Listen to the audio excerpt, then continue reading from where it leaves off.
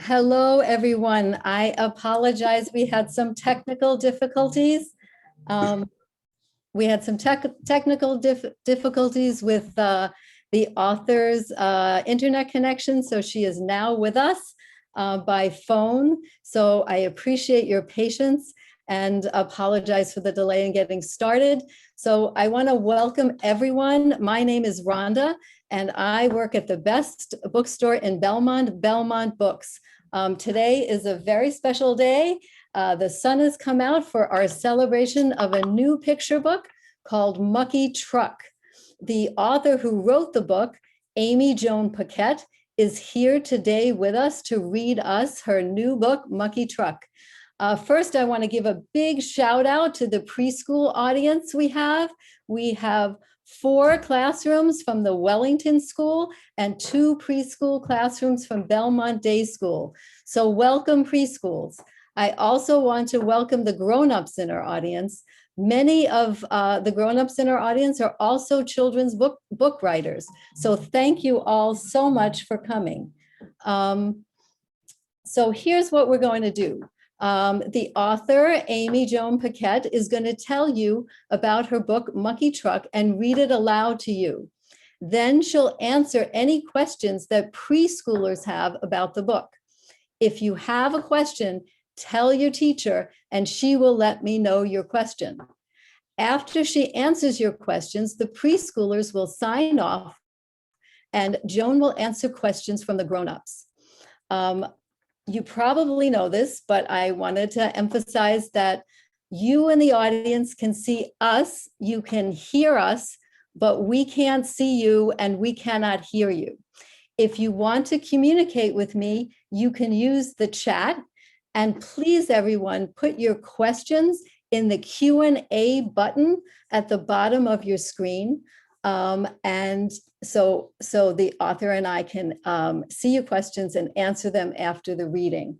So now I'm very, very happy to introduce Ammi-Joan Paquette. She's written so many fun books for kids. Have any of you ever read Ghost in the House or Bunny Bus? Ammi-Joan Paquette wrote these great books and so many more. So what does Ammi-Joan Paquette like to do when she's not writing books? She loves to dance. She loves to play the guitar. She bakes cakes. She loves yummy food and she reads all kinds of books. So please meet Ammi-Joan Paquette. Hello, everybody. I'm so happy to be here. It's been a very dramatic morning on the computer side, but we made it. And I'm here today with Mucky Truck, which is my new picture book. And it just came out today, and maybe that whole weekend that we just had with all the rain and all of the storms and the wind and the gray skies was just a way of getting ready for this very muddy, messy book. So before we start reading, I thought I would show you a little bit about the book. This is, if you were to be right here in my room and you could touch the title with your finger, you would see that it's all fuzzy. It's a tactile title. So anybody who has a library or a bookstore and can touch it will be very surprised and happy, I think, by that. So this is the cover. And here is something that I just discovered. When you open the book and you lift the flap, first of all, look at these cute little characters, but then surprise, there's a whole inside outside cover, which I think is super cool. So are you ready for Mucky Truck? Here we go. I'm gonna turn, and also let's hope my phone doesn't fall over. So if you see the whole world go sideways, you know that my phone fell over and I have to pick it up again. All right, there he is. There's Mucky Truck. Mucky Truck by Ammi-Joan Paquette, illustrated by Elisa Farrow, who is the wonderful artist who has done all the amazing art in this book. I should say before I read, when I first was telling kids in schools about that I had a book called Mucky Truck coming out. A lot of kids were like, Monkey Truck, we know that. This is not Monkey Truck, it's Mucky Truck, and mucky means messy. So here we go again.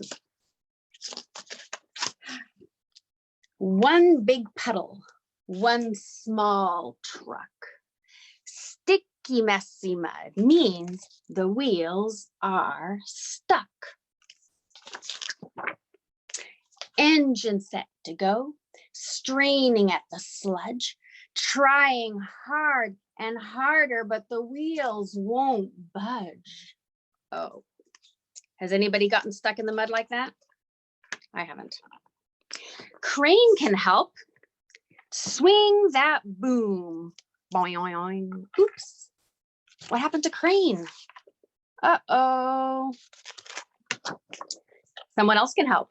Digger can dig. Zip and zoom. Uh-oh. What's happening to all those friends? They are trying to help, and instead they're getting more and more stuck. Look at these guys. They're also messy. Somebody else is coming. Forklift here. He'll know how. Oh no. What? Oh, what will we do now? 1, 2, 3, 4 vehicles all stuck in the mud. We are 4 and we are stuck deep in the muddle, gummy in the muck. They don't look very happy, do they? How do you think they feel about being stuck in the mud? They're like, give me some sunshine. I am so messy right now. What we need, maybe is not sunshine, is water. Lots and lots of water. But where can we find it? Where can we find water? Does anybody know of a vehicle that has access to lots and lots of water? Let's find out. Fire engine. Jet out the fire hose. Spitter, spatter, gush. See that dry and sticky mud go soft as mush. Drip, drop, splash. Woo. One wheel is out. Look, the water is making the mud all soft and gooey, and the wheels are starting to turn. Squiggle, wiggle, swish, shake it all about. More and more water. The wheels are getting looser. Free at last, heading for the hill. All 1, 2, 3, 4, except for the little truck, who's down there still. All the friends are like, woo, goodbye mud. But why is the little truck? Why is he still sitting there? What could he be doing? Come on back. This feels fine. A little muddy splashing makes a day divine.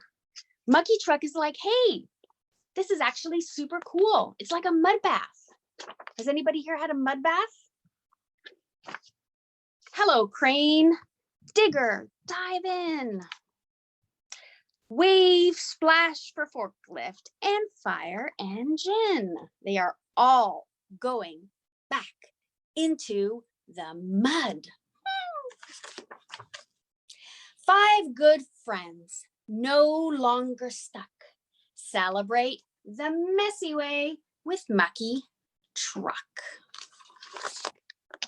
And that, my friends, is the story of how a little truck got out of the mud and then back into the mud, because sometimes being messy is awesome. And if you look at the back cover here, look at this. Woo, and surprise. Goodbye, Mucky Truck. Stay mucky. The end. That is the story of Mucky Truck. And now I think we will have some questions from kids, and then we will have some questions from grown-ups. Hi, Rhonda. Hi, that was great. That was wonderful. Everyone give a big round of applause, even though we can't hear you. Um, yes, someone says, bravo, Mucky Truck. We don't yet have any questions, so please, teachers, if your kids have questions, please put them either in the chat or in the Q&A. And someone here says, yay, my grandson will love this. I can't wait till my copy arrives. And what I think I will ask some questions, and I will start asking you some questions. And then preschoolers, I know we had a late start, and if at any time you want to sign off, teachers, that is fine. We're going to do some questions, and then we're going to do, Joan is going to do a presentation for the grown-up members of the audience. So questions. So of all the many, many, many books you've written, Joan, what is your absolute favorite? Do you have a favorite? That is always a hard question. I think probably, okay, I'm going to choose one favorite picture book and one favorite. I think probably my favorite book is The Train of Lost Things. It's a chapter book, but it is the story that is probably the closest to my heart, and it is very special to me personally. My favorite picture book might be Petey and Prue and the Hullabaloo, because it's got all my favorite words in it, and it's just a lot of fun to read, and I'm a big fan of words. So I think those are probably my favorite books. Great. All right, so we have a few questions. Elaine Vickers would like to know, tell us a little bit about the writing process for this book. Like, you know, how did you start? How did it develop? Yes, well, Mucky Truck, I was just looking back at my files before this presentation, and I discovered that I started writing it in 2014. So that's been a couple of years. Not, as many of you writers will know, not an uncommon length of time for the genesis of or the arc of a picture book. It started out with no great fanfare. I think it was called Puddle Truck at the beginning. And I literally just liked the way the words Puddle Truck sounded. And I was like, oh, how could I make a story that, you know, defines the title Puddle Truck? And it originally was about the truck who gets stuck in mud or puddle at some point and then gets out. And that was sort of like the big finish. And at some point over the years, as I sort of rethought and reworked it, and forgot about it for other years, I just realized, like, okay, well, that's not as interesting, or it's more familiar. And then I thought, well, maybe he goes back in. Maybe he's just doesn't want to leave the mud, because sometimes you're getting out, but then also you kind of want to be there once it's kind of messy, and kind of dig in the vibe. So I don't know if that tells much about the creation process, but mostly it's just a matter of revising and getting it wrong until finally someday you get it right, and you're like, oh wow, how did that happen? Okay. So thanks, Joan. And Lori Burns wants to know if it was hard to write this story, or did it come easily? A little bit of both. I think the rhyme pattern kind of came easily. I find that when I'm writing a rhyming story, either it comes fairly easily, or I won't say not at all, but like either it's fairly easy or it's next to impossible. But that's not to say that it didn't take a lot of refining, because you can get the kind of the broad scheme down, but there's always those lines or those spots that get stuck, and that just don't quite work right. And fitting, as anyone knows who has done rhyming stories, getting the balance between story, keeping the story going and keeping the rhythm and the bounce there and the meter. It's a bit of a juggling act. So I wouldn't say that it was easy.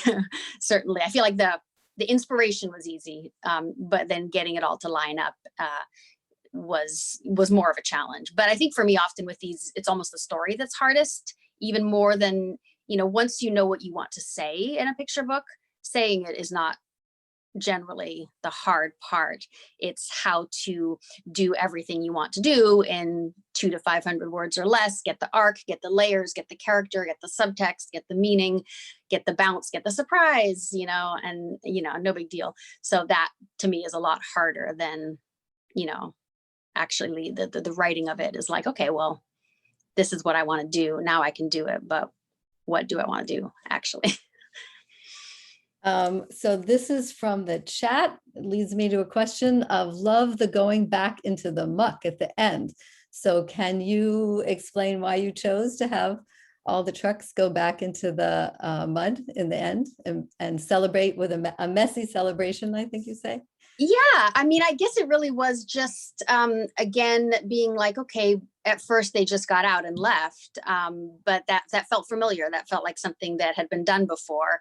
And then I was thinking about the way kids are too, sometimes, you just want to kind of wallow a little and kind of play in the messy spot. And even, not that this ever crossed mind before this literal moment, but human nature where we're all like, no, I gotta go. This is terrible. And then when you can go, then you're like, okay, wait, actually, this is not so bad. Maybe there's good sides of this puddle I'm stuck in. Also, there's a difference between being stuck in the mud and like having like kind of like gooey mud that you can like bounce and play in, right? That's, if you can leave anytime you want. And there's a fire engine that can also hose you down afterwards so that you don't have to take the mud with you. I mean, what's not to love, right? That's like a party.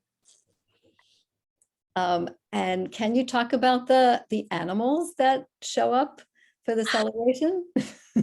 They're so, Can you show them again? in there, I know, they're so cute. They're almost on every page. Oh, yeah. Of about illustrations, because Illustrator always adds their little spin. So if you see these little guys here, the mouse and the rabbit, they're not on every single page, but they come up a lot. And so like over the course, they kind of, they're like watching, they don't do anything because like they're really small, but they're there. And then, oh, look, confetti, flower confetti. And then by the end, like, they're like, oh my gosh, we are also going to have like a low key mud fight, except the mud is blue, but that's okay. And then I don't even know what happens at the end. Yeah, at the end, they're just like super messy, but also they're not like invested in the mud like Mucky Truck. They're just like, we're going to grab some and like pelt it at each other, but we're not gonna really dive in. So they're kind of, they're digging it. They're liking the whole messy vibe. So it's spreading. It's like a party. It's like a mucky muck party. And do you have anything you want to say to the preschoolers in our audience? I think that you are awesome, and I think that keep reading books and keep listening to books, and don't be afraid to stomp in a little mud sometimes. You might enjoy it. Yeah, that's a great message. That's a great message. I don't know if there are any, if the preschoolers are still on with us, but feel free if you need to sign off to sign off. And I think at this point, teachers, if you have any questions for Joan, please put them in the chat. Wait, we might have, no, we don't have any more questions in the chat. So the adult audience, I also wanted to share with you, as well as being a very prolific writer. Joan writes for both young kids and also for middle schoolers. She's also a literary agent, and she's really happy to talk about or entertain your questions about the general publishing process or any writing questions that you have. So please, for our writers and other grown-ups in the audience, if you have those kind of questions, please add them to the chat now or to the Q&A. And I know I was already answering some of the writer questions there too. So, right. Hi, Elaine. All right. I'm a little chair. I should probably be more professional. All right. Well, another question then. What is in the works? Yeah. Yes, in the works. I have one more picture book coming out next spring, I think April. And it's called All from a Walnut. And I'm very excited about that one. It is not rhyming. And it is a wonderful sort of family story. And that is the only one I have so far that is publishing. I am writing a new middle grade book that is in the process of being written. I may or may not have 1.5 more chapters to complete the first draft revision. So that's very early stages, as all of you authors know. But yes, but that's, it's in the works. It may or may not ever see the light, but. Okay, so we have a really fun, interesting question from Joan Anderson Coates. If you had a time machine, what advice would you give your writer self when you were just starting out? So go back in time. With all your wisdom of your years now, what would you tell your young writer self? What would I tell my young writer self? Gosh, I don't know. I think just maybe all the usual trite stuff about like, stick with it. I don't know what I would tell myself. I'm not good at time travel. Dang.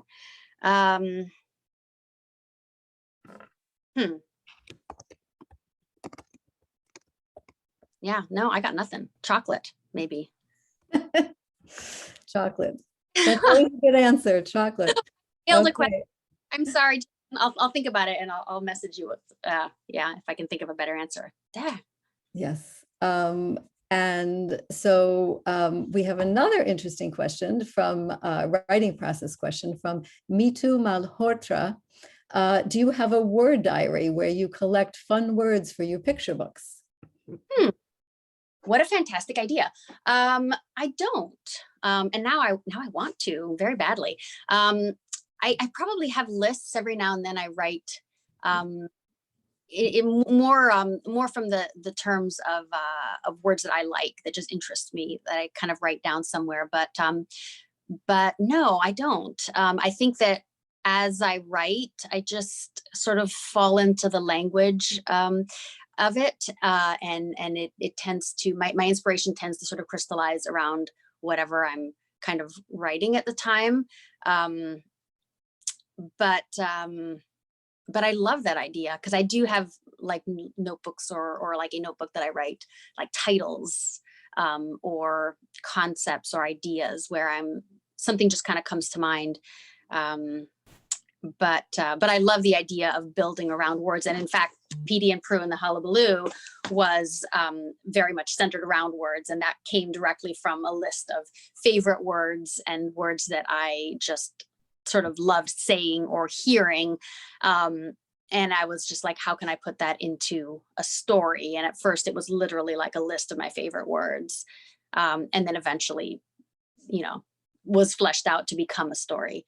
But yeah, words are great. And another question from Jacob Sager Weinstein about your role as a literary agent. How does your experience as an agent shape your work as a writer? And how does your experience as a writer shape your work as an agent? Good question.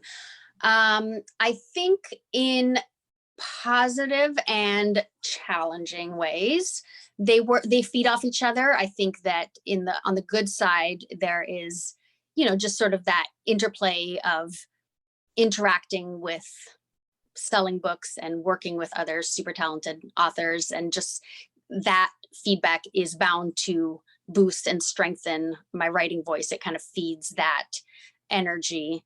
On the flip side, being so familiar with good, strong, ready to publish work makes it a little harder to sit with oneself through all of those messy drafts. See also that, good old middle grade revision / draft. I know in my mind it doesn't have to be publishable perfect, and that it will, as I revise it, get better. Like that, the intellectual mind knows that, but the actual self who is writing it tends to be sort of like, oh my God, this is the worst. This is terrible. So it's a little bit harder to have patience with myself as a writer, knowing that, knowing very clearly how far it is at every step of the process from where it needs to be. But I think, again, there's also good things in that, you know, having that immediate pulse of the market, or, you know, and that's a bad thing too. Yes, I think it's just, for me, it's a good dynamic of the creative side versus the output side. They inform each other, and I think as an agent, having been through and still going through all of the stages of submission, rejection, bad reviews, you know, sales or the lack of them, like it gives a lot of empathy, and it gives a lot of relatability to the clients that I work with, the authors that I work with, in that you know, I'm right there at every step of the way. So. Okay, so I want you to pick up Petey and Prue again. Yeah. So Amy Sprung from Belmont Day School would like you to share some of your favorite words from the end papers of the book. Oh my gosh, I would love to. I have to show you these end papers. They are so fantastic. So the illustrator, Joy Ang, did this, and she is a glossary. So it has the definitions of all of the words. And most favorite of all is the back one. So I have to show you that one. Look at this. Amazing, adorable. And all the words, look at that. That's Prue, and she's a troublemaker. Some of my favorite words, I honestly, these are literally my favorite words, so I love them all. But like hornswoggled, and also all the words are like in various colors. Higgledy piggledy. Petey and Prue are all higgledy piggledy. Wait. Simple word, but swash. We got a reflection here a little bit. But how fantastic is that word? That means like a gush of water. Skedaddle. Wait. Defenestration. Yeah, and yeah, I love them all. Caterwauling, cacophony. Yeah, it's very hard to pick because they're all fantastic words. Okay, Joan, another question. What's your dream book that you'd like to write? My dream book, gosh. I don't know if I've dreamed. Patsy Lowe Miller. I don't know. I think my dream book. I think my dream book would be any book that really finds its readership. You know, where you feel like, okay, this is a book that that just connects, and I have certainly had that experience to varying degrees with the books that I've written. But there's something about, and I think you don't always know until after that a book is your dream book, until you're like, or even I would say All from a Walnut, honestly, is turned out to be quite a bit closer to my heart, or Train of Lost Things, same thing. Like, I didn't know when I set out to write them that they would be quite that meaningful to me. So there may be books out there that I don't know are my dream book until I start, you know, bringing them to life or something, or bringing them to wakefulness. But I do think in a more practical way, it would be a book that sort of breaks through that reader barrier to be a little more known or a little more read, to where you have that kind of connection with the readership, whatever it is. That would be a good dream book. I'll take it, whatever it is. Okay. And Jen de Oliveira says, hi, Joan. What excites you and challenges you when writing for a very young audience? Good question. Well, I think it's sort of what I alluded to earlier, in the sense of there's so much that needs to happen in a picture book, and it just as much for a very young, you know, when you're writing a novel, you have character development, you have tension, you have stakes, you have story arc, you have resolution, and you have a whole book, and, you know, 40 to 60,000 words to do it.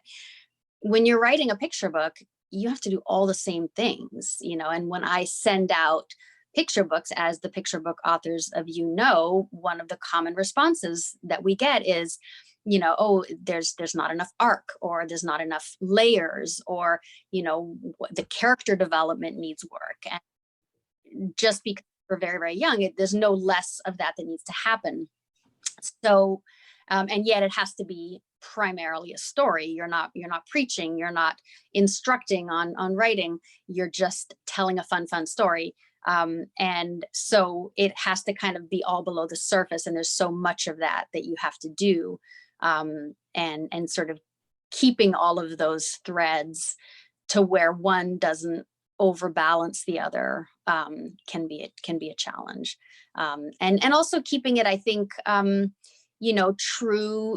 authentically true to the young child experience, where, it's easy maybe as writers sometimes to slip into that lens of how we see the world. And maybe that was something about the ending of Mucky Truck, is like, okay, the kid, the truck doesn't want to be stuck in the mud, but like a kid probably would be.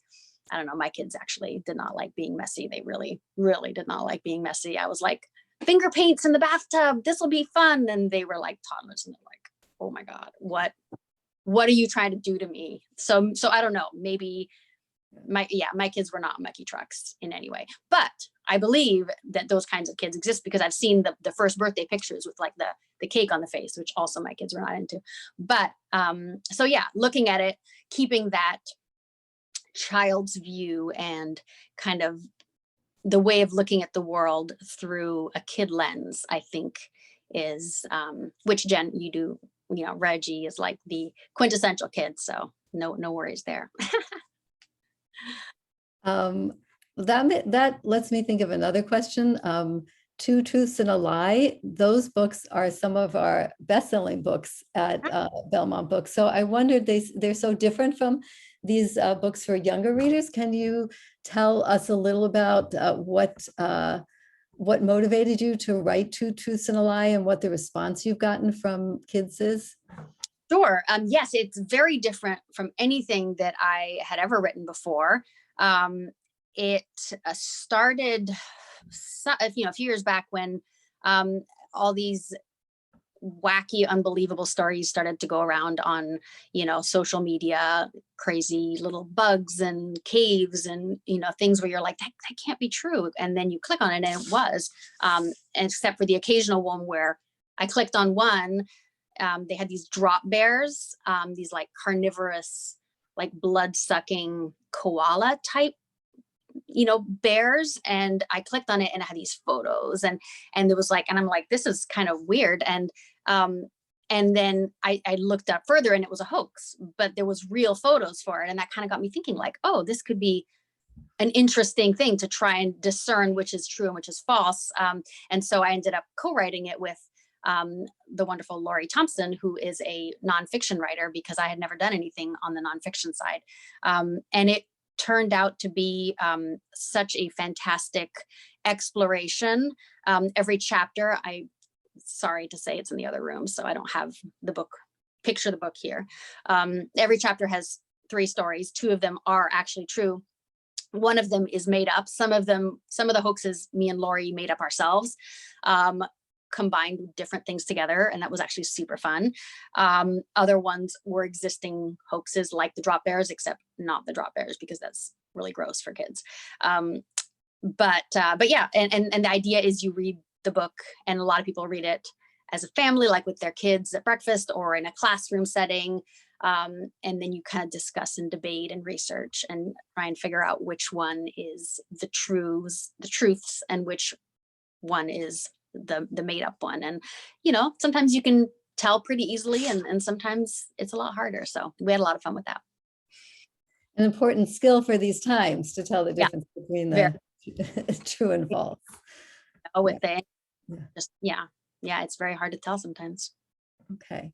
So I don't see any other questions. I'll give it a minute, but I wanted to thank all our attendees, our preschool audience, who I am assuming is no longer with us, and also our adult audience. Thank you so much for coming and your patience in putting up with technical difficulties. I wanted to remind you, you can purchase the books, Mucky Truck and other of Joan's wonderful books at Belmont Books. I put the link in the chat. I also wanted to let you know that, I don't know if people know that Belmont Books has a monthly bedtime story time where 3 children's authors read from and introduce new picture books. So it's a great way to find out about hot off the press picture books and also to help put your kids to sleep. So please check out our events page at belmontbooks.com, our calendar, and see what's coming up. They're held at 6:30 on the last Thursday of every month. So thank you so much, Joan.